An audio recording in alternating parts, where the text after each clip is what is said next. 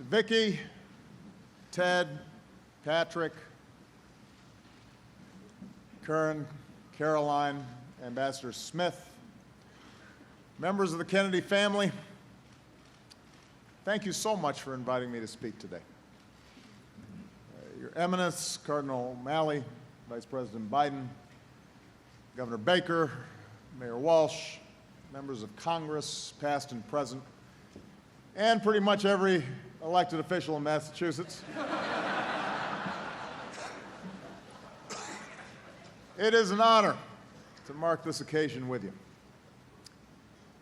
Boston, know that Michelle and I have joined our prayers with yours these past few days for a hero, the former Army Ranger and Boston police officer John Moynihan, who was shot in the line of duty on Friday night.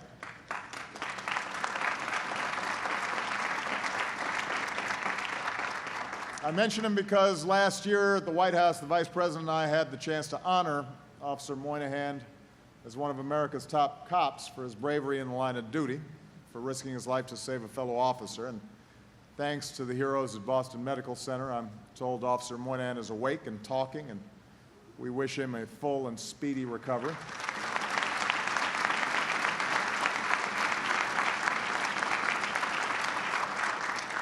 I also want to single out someone who very much wanted to be here, just as he was every day for nearly 25 years as he represented this Commonwealth alongside Ted in the Senate, and that's Secretary of State John Kerry.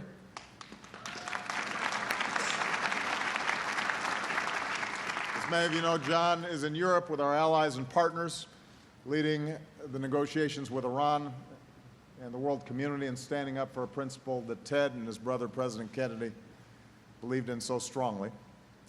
Let us never negotiate out of fear, but let us never fear to negotiate. And finally,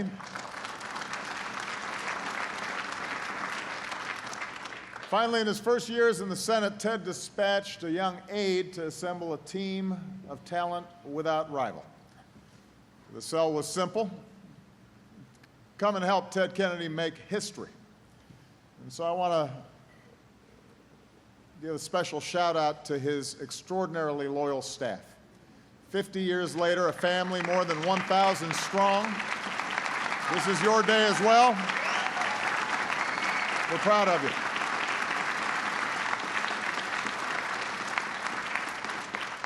Of course, many of you now work with me. So enjoy today, because we got to get back to work. Distinguished guests, fellow citizens, in 1958, Ted Kennedy was a young man working to re-elect his brother Jack to the United States Senate. On election night, the two toasted one another. "Here's to 1960, Mr. President," Ted said, "if you can make it." And with his quick Irish wit, Jack returned the toast. "Here's to 1962, Senator Kennedy, if you can make it." They both made it. And today they're together again in eternal rest at Arlington. But their legacies are as alive as ever, together right here in Boston. The John F. Kennedy Library next door is a symbol of our American idealism. The Edward M. Kennedy Institute for the United States Senate as a living example of the hard, frustrating, never-ending, but critical work required to make that idealism real. What more fitting tribute? What better testament to the life of Ted Kennedy than this place that he left for a new generation of Americans? A monument not to himself, but to what we, the people, have the power to do together. Any of us who've had the privilege to serve in the Senate know that it's impossible not to share Ted's awe for the history swirling around you, an awe instilled in him by his brother Jack.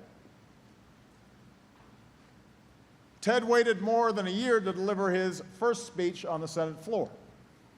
That's no longer the custom.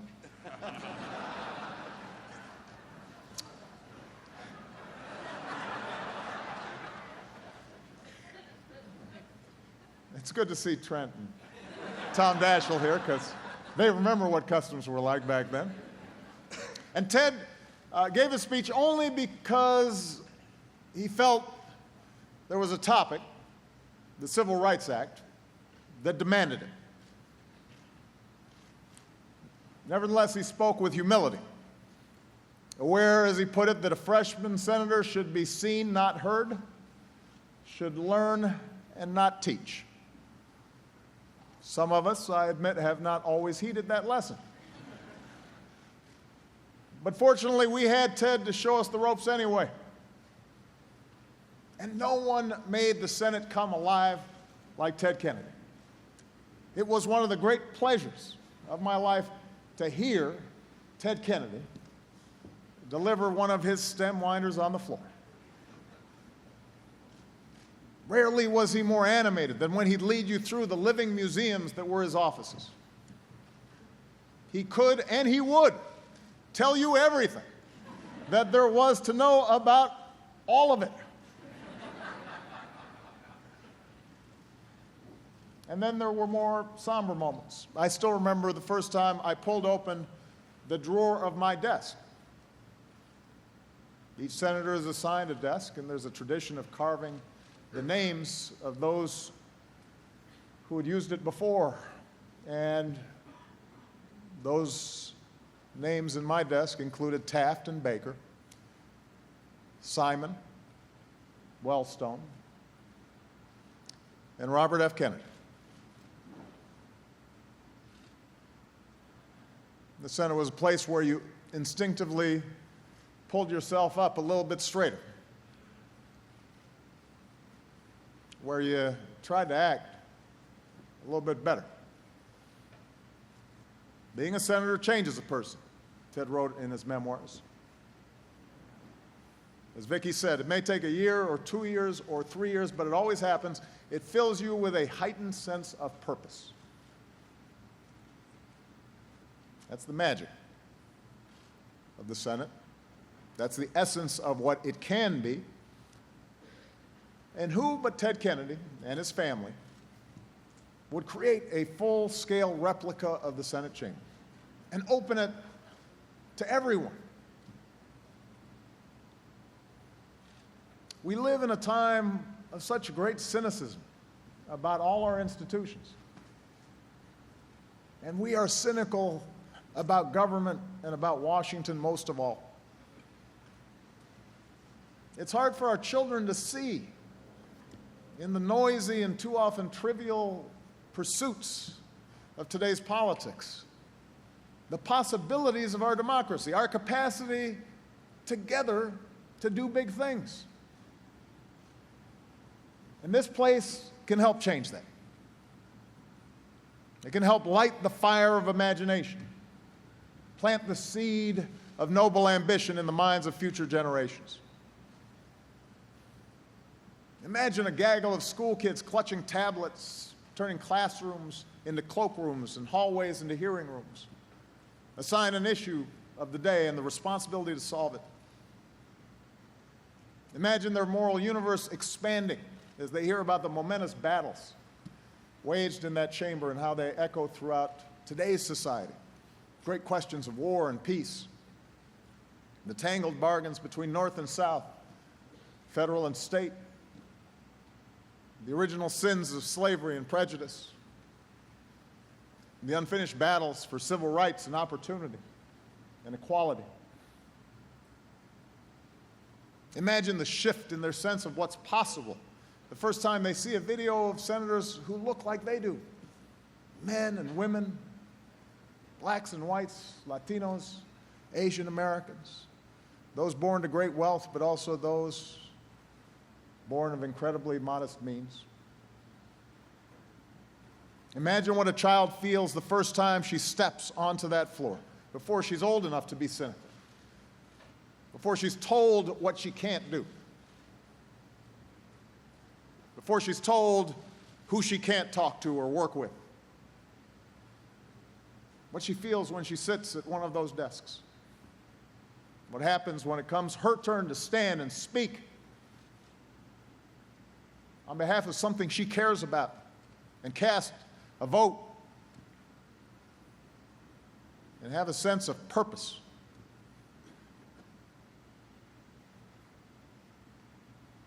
It's maybe just not for kids. What if we all carried ourselves that way? What if our politics, our democracy, were as elevated, as purposeful as she imagines it to be, right here?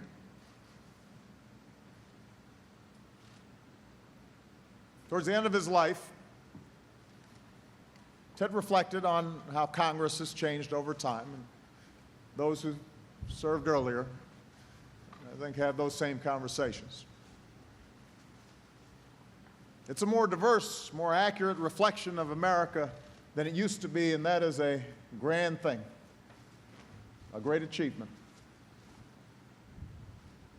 But Ted grieved the loss of camaraderie and collegiality, the face-to-face interaction. I think he regretted the arguments now made to cameras instead of colleagues, directed at a narrow base instead of the body politic as a whole. The outsized influence of money and special interests, and how it all leads more Americans to turn away in disgust and simply choose not to exercise their right to vote. Now, since this is a joyous occasion, this is not the time for me to suggest a slew of new ideas for reform, although I do have some. Maybe I'll just mention one. What if we carried ourselves more like Ted Kennedy? What if we worked to follow his example a little bit harder?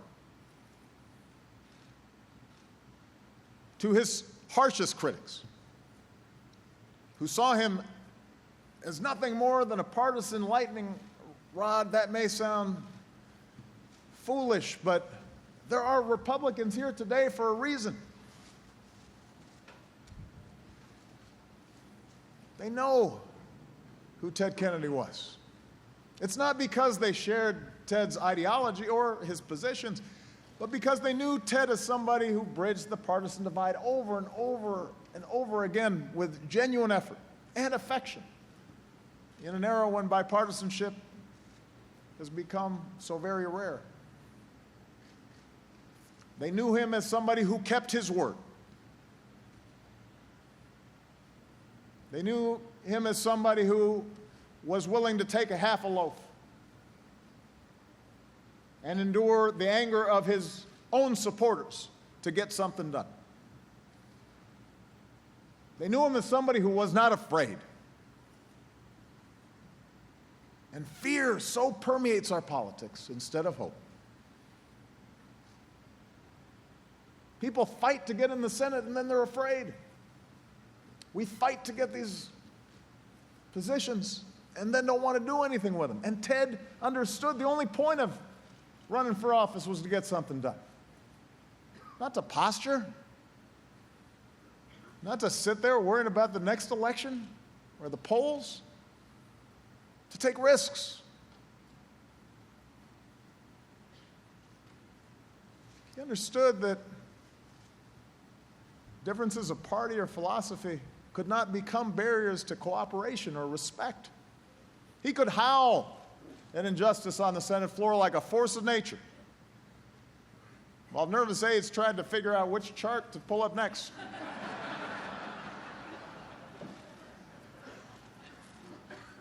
But in his personal dealings, he answered Edmund Randolph's call to keep the Senate a place to restrain, if possible, the fury of democracy.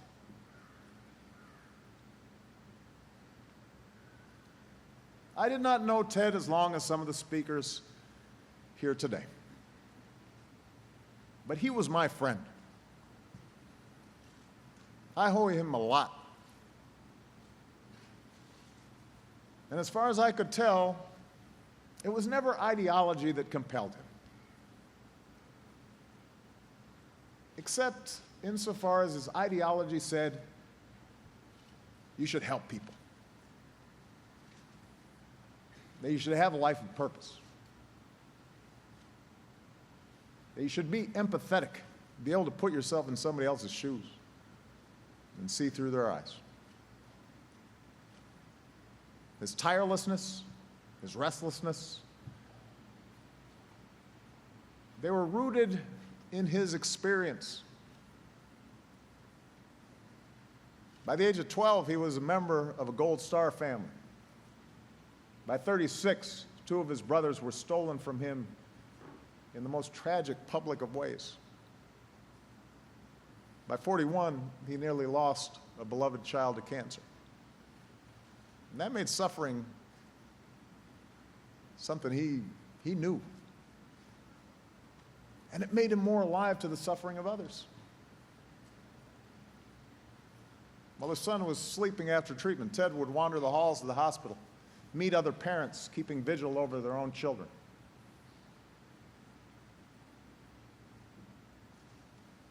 They were parents terrified of what would happen when they couldn't afford the next treatment. Parents working out what they could sell or borrow or mortgage just to make it a few more months. And then, if they had to, bargain with God for the rest. There in the quiet night, working people of modest means, and one of the most powerful men in the world, shared the same intimate, immediate sense of helplessness. He didn't see them as some abstraction. He knew them. He felt them. Their pain was his. As much as they might be separated by wealth and fame. And those families would be at the heart of Ted's passions. Just like the young immigrant, he would see himself in that child.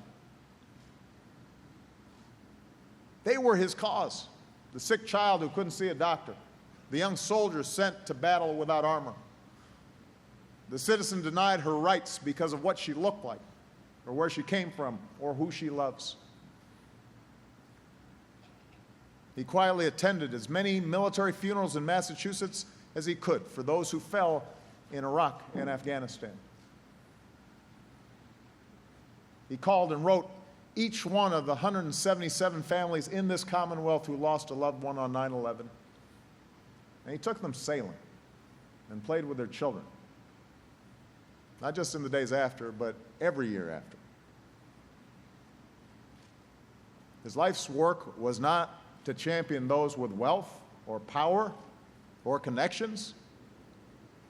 They already had enough representation. It was to give voice to the people who wrote and called him from every state, desperate for somebody who might listen and help. And it was about what he could do for others. That's why he'd take his hearings to hospitals in rural towns and inner cities and push people out of their comfort zones, including his colleagues, because he had pushed himself out of his comfort zone. And he tried to instill in his colleagues that same sense of empathy.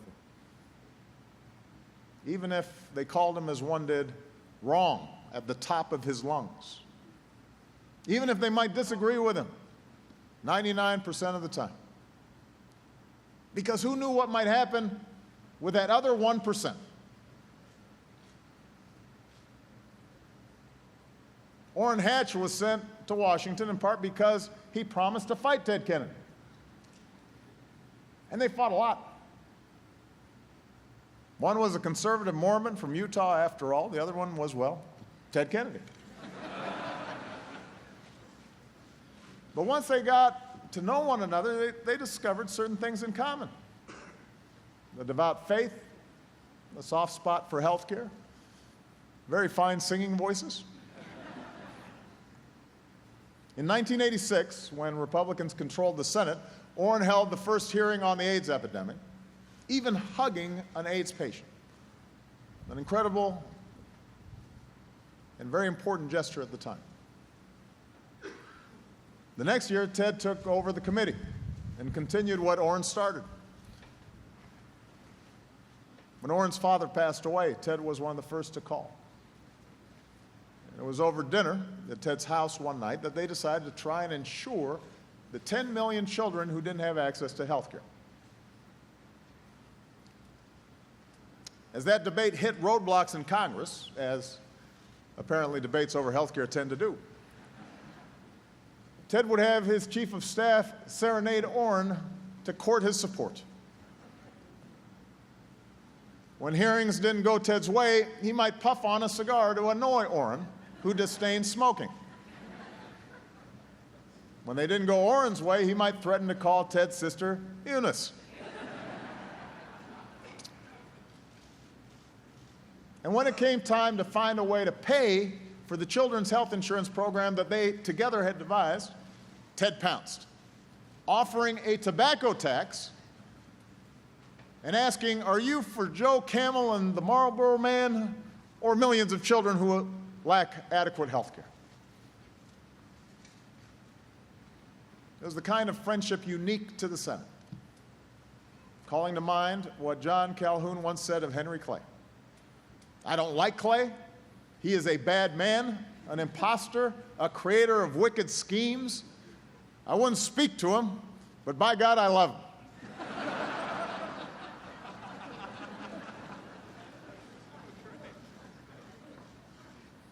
So sure, Orrin Hatch once called Ted one of the major dangers to the country. But he also stood up at a gathering in Ted's last months and said, I'm asking you all to pray for Ted Kennedy. The point is, we can fight on almost everything, but we can come together on some things. And those some things can mean everything to a whole lot of people. It was common ground that led Ted and Orrin to forge a compromise that covered millions of kids with health care. It was common ground, rooted in the plight of loved ones, that led Ted and Chuck Grassley to cover kids with disabilities.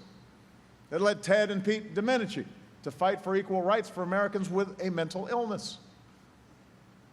Common ground, not rooted in abstractions or stubborn, rigid ideologies, but shared experience that led Ted and John McCain to work on a patient's Bill of Rights and to work to forge a smarter, more just immigration system.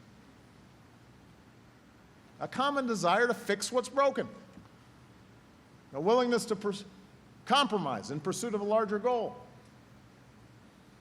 a personal relationship that lets you fight like heck on one issue and shake hands on the next, not through just cajoling or horse trading or serenades, but through Ted's brand of friendship and kindness and humor and grace. What binds us together across our differences in religion or politics or economic theory, Ted wrote in his memoirs, is all we share as human beings. The wonder that we experience when we look at the night sky. The gratitude that we know when we feel the heat of the sun. The sense of humor in the face of the unbearable and the persistence of suffering. And one thing more, the capacity to reach across our differences to offer a hand of healing. For all the challenges of a changing world, for all the imperfections of our democracy, the capacity to reach across our differences is something that's entirely up to us. May we all, in our own lives, set an example for the kids who enter these doors and exit with higher expectations for their country. May we all remember the times this American family has challenged us to ask what we can do to dream and say, why not? To seek a cause that endures and sail against the wind in its pursuit and live our lives with that heightened sense of purpose. Thank you. May God bless you. May He continue to bless this country we love. Thank you.